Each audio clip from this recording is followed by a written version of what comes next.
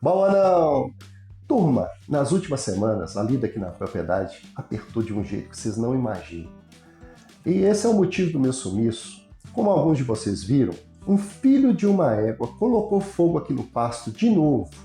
E além do prejuízo que eu tive e do trabalho extra que eu estou tendo, eu fiquei com a pulga atrás da orelha. A insegurança. Eu tenho aqui na propriedade algumas áreas que, pela dificuldade de acesso, pela minha total falta de tempo, eu vou lá pouquíssimas vezes no ano. Como é que eu fico sabendo o que está acontecendo por lá? Se meus cachorros latem lá pro lado do mato, como é que eu vou saber se é bicho ou se é gente? Largar tudo que eu tenho para fazer, para ir lá sozinho, só para ver? Ou é caçar sarna para me coçar, ou então é só perder meu tempo mesmo? E foi pensando nisso, em como ter um olho a mais aqui na propriedade, que eu resolvi comprar essa ferramenta. Um drone. E nesse vídeo, nós vamos ver se essa ferramenta ela vai resolver esse lado da insegurança aqui na propriedade. Se você é novo por aqui, meu nome é Ricardo e seja muito bem-vindo ao canal Caipira da Cidade. E calma, gente, isso aqui não é aquele negócio de cinema que custa o preço de uma boiada. Eu pesquisei muito, encontrei esse modelo aqui dessa marca.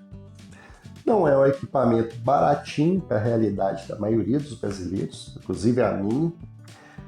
R$ 2.200, incluindo os impostos, é um dinheirão danado, eu tenho consciência disso, mas isso aqui não é um luxo, é um investimento. E a nossa prosa de hoje é justamente para descobrir juntos se esse investimento na segurança da sua propriedade e da sua família vale a pena. Bom, esse é o drone da marca Potensic, modelo Atom LT. Eu acho que a pronúncia é essa mesmo, me corrijam se eu estiver errado. É um drone com menos de 250 gramas, que facilita muito a questão da legislação, porque todo drone tem que ser registrado na Anatel e na ANAC. Mas os drones que têm mais de 250 gramas, eles têm que pedir autorização de voo toda vez que você for usar.